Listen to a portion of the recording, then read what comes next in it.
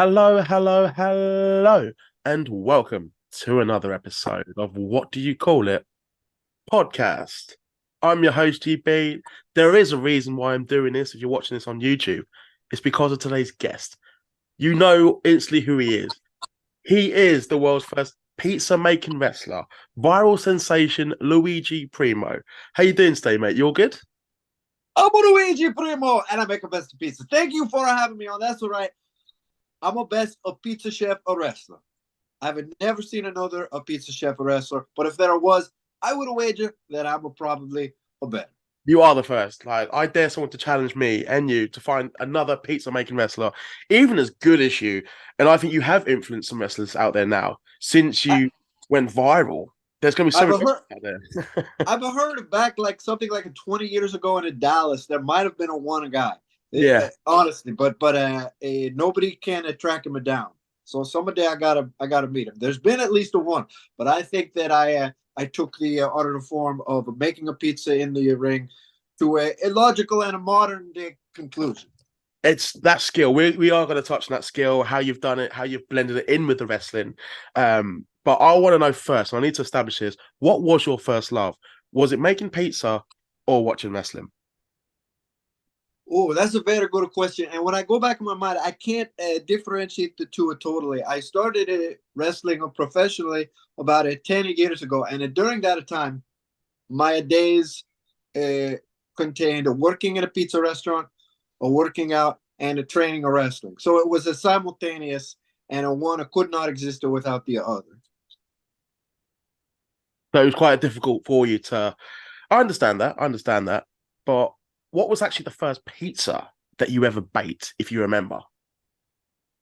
I think it would be just a regular cheese pizza because that's what you would start off practicing with because you Yeah. don't want to waste toppings if you're going to make a bad pizza. So you just do the Australian cheese. And ironically, that's still my favorite pizza to eat because it's simple. Really? I as a one of the most quite a famous pizza maker is saying cheese pizza, plain cheese is your favorite pizza.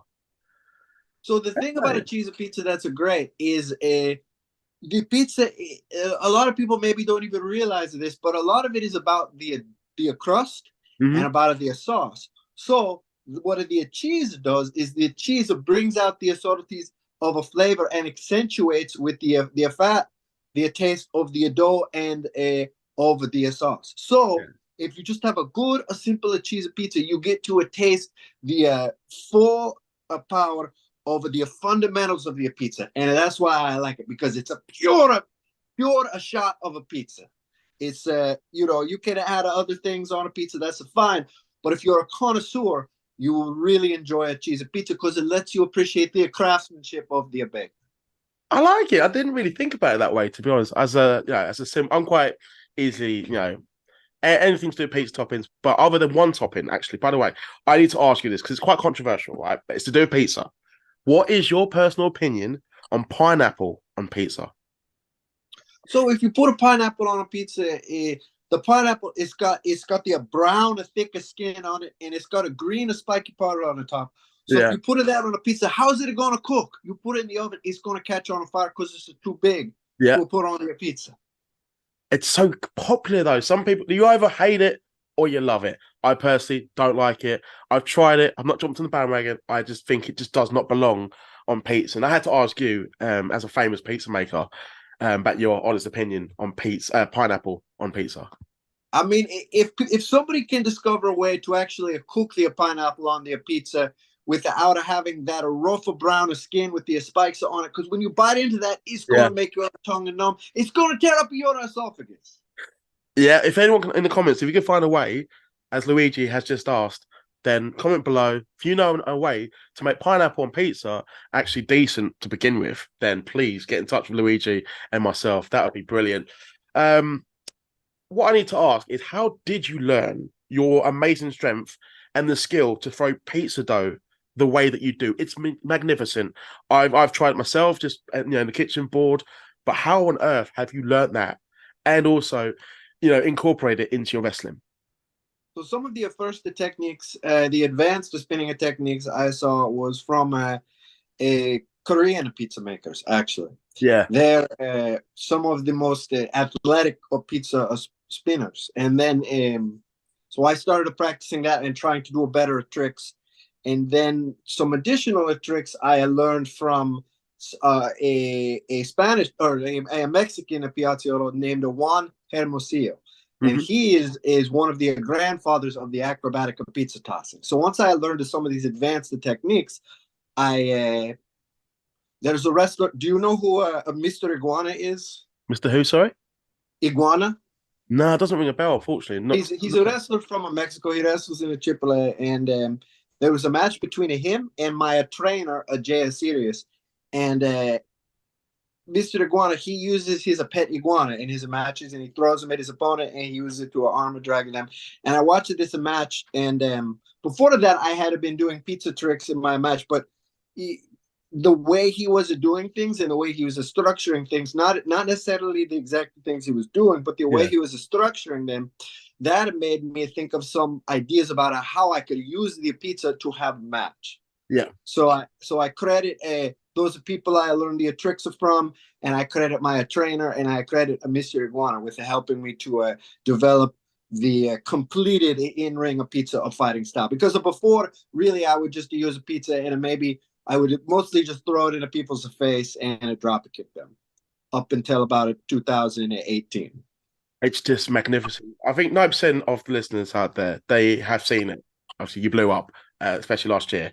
But for the small minority out there who haven't seen it, either pause now or wait until the end of this podcast, search up Luigi Primo and just find it, watch it, and just honestly, you'll be mind blown at how he does it. It's incredible. And I'm not just saying it just because he's in front of me, but it's honestly, it's so cool. I can't honestly say enough good things Thank about you.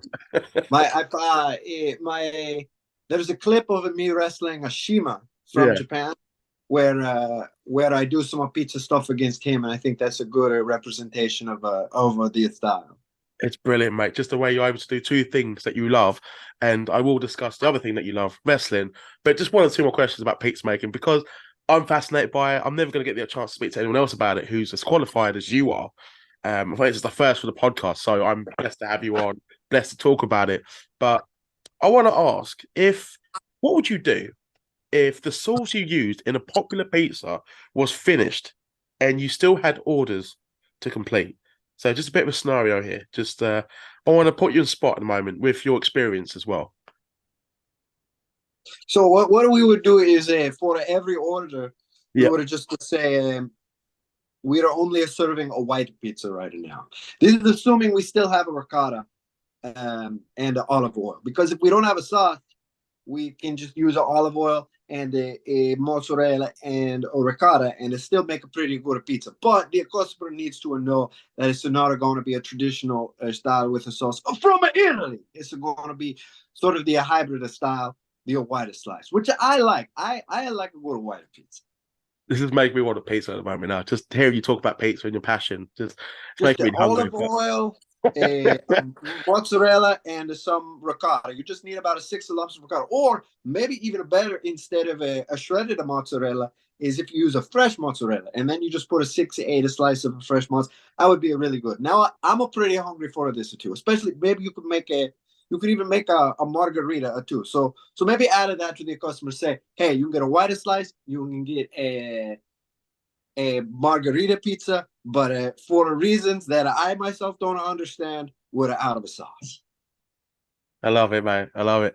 Last question about pizza. What was the last pizza that you had? I had, sometimes I like to try the competition and to see what they're cooking it up. So I went to a Little Caesars of all places, and I tried their Detroit style pizza. Yeah. Not a fully cooked. Would you approve of it? Would you recommend it if anyone wants to go in there? Obviously, it's not you. You're not working behind there, but would you give thumbs up or thumbs down? As you just I would say if somebody wants a pizza that kind of it tasted like a garbage. If somebody likes to eat a trash and I put a trash in their mouth, then maybe I would say it's a good and to give it a try. no, fair enough. But actually the garlic and cheese sticks, pretty solid. That has come from the pizza making legend himself. So that's not come from me, by the way. So his word's not mine. But yeah, as you're passionate about it, I understand. I understand. You're picky. You won't just eat crap, and I get that, mate. I get that. I want to go back to wrestling. How else I know you from? So when did you become a wrestling fan? Well, I would say when I was little a child, my favorite wrestlers were Hulk Hogan, Yeah, and I didn't know it at the time, but Roddy Piper was also one of my favorites. But at the time, when I was little, I hated it, yeah, and I wanted to just to be safe from him at all costs, which is why I appreciated Hulk Hogan putting a yeah. stop to his career. But nowadays, I understand that actually those feelings I had just showed how much I appreciated his character, Mm. and had the fortune to meet him in LAX a couple of weeks before he died, and Wow. just wonderful, wonderful man. Yeah, man. Um, You're gonna like that's but gonna so stay with you forever. That experience, mm, especially like growing up as a fan. Well, scared of him at first, but then appreciating him, yeah, yeah. and then actually getting to meet him before he unfortunately passed away. And then so that's what really made me enjoy wrestling. And I always thought, I always liked the combat of sports. I always liked boxing and karate. But the thing I always thought, why don't they yell at each other like they do in wrestling? This boxing could be so much good, but they Yeah. don't. I don't understand why they're not yelling at each other like in wrestling. That always seemed like the main thing that you wanted to do as a combat athlete was a rant and a rave at your opponent. That's really the main fun about it. Mm. Yeah, no, I get it. It's everything's so serious, and then combat and MMA, where wrestling just larger than life, in your face, and you're just gonna out talk the person. You're gonna actually talk someone into the venue, selling tickets with just your mouth. Where combat Yeah, is more your skill and your technique. that's right. In the MMA now, some people are starting to get it, and Yeah, they are having some good promos in MMA. But it's interesting if you watch now. Some of those guys, they'll try to a promo at each other, yeah. and I mean clearly they mean it. Clearly they're intense people, but they can't quite express it Can't get properly that delivery. Yeah. because they have not developed the skill that wrestlers have about Mm. communicating your anger and With your your facial intent. stuff. But yeah, it's like obviously everyone knows Conor McGregor. Like he's a great example of someone Right. who gets it, who knows Great promo. who knows how to do a promo and but be serious at the same time. Chael Sonnen, he was brilliant at that. I think he was one of Oh the, yeah. in my opinion, UFC, not just I think he was a very good fighter in general, but I think more people know him because of his mouth as opposed to his fighting. Right. Right.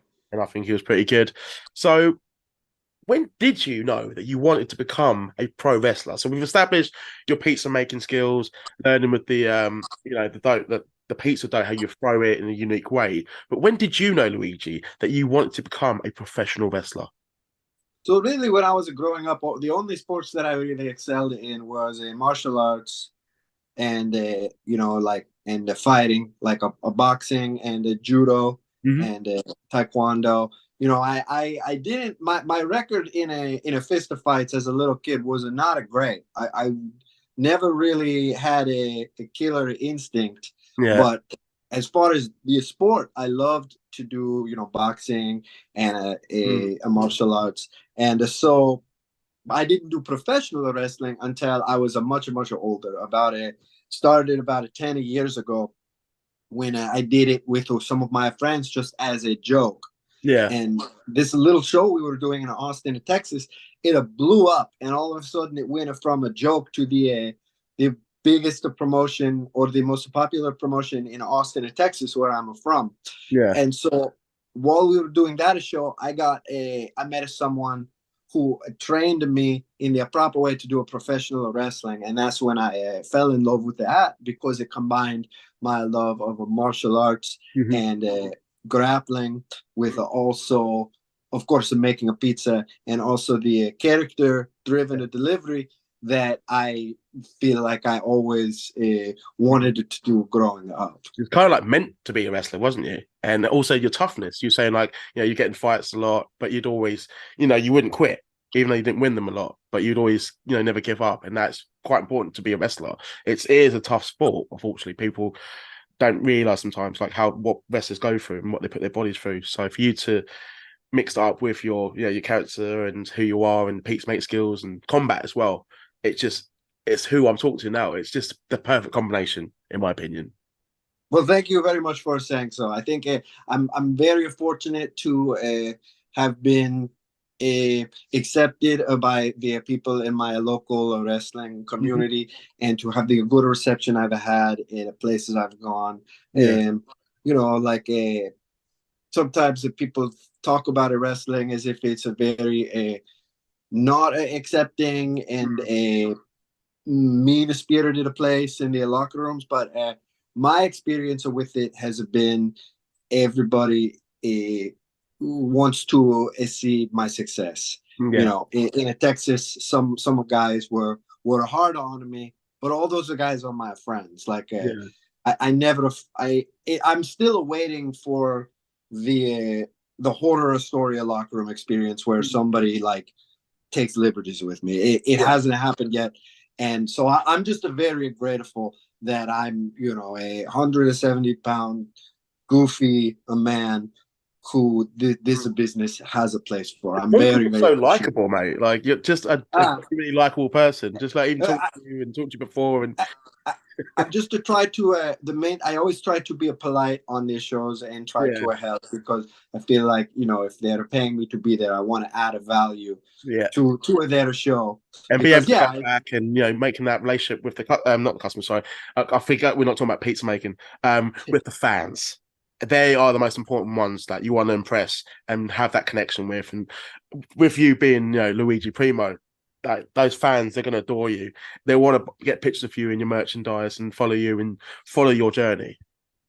yes, and also to make sure that I don't for the shows that I'm on, show that I'm not just trying to go in, do my gimmick and Yeah. maraud them, sell my stuff, and get out. Try to show that I care about the show and that and the business because again, I appreciate that I get to be a part Mhm. because it's a very fun and I'm not a typical maybe more of a typical athlete for wrestling nowadays, but still there's I'm just grateful that these 230-pound guys will work with me.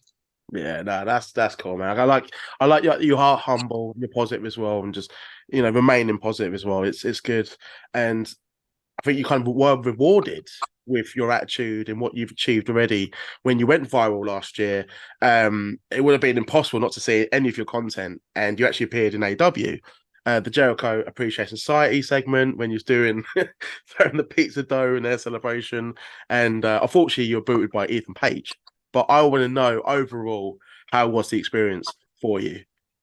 Oh, both the times I was on AEW was awesome. It was a very fun place to work at for the night, and everybody was a very cool and working with getting to work.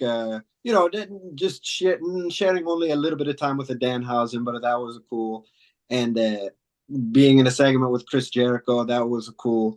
It Yeah. was a very, very fun to be in a faction with. He's a, being around him, you kind of feel why he is who he is because he's just such a beast in terms of being an athlete, but also being a leader and a performer and a producer. Like you feel that when you're around him, and just a fun to work with, too.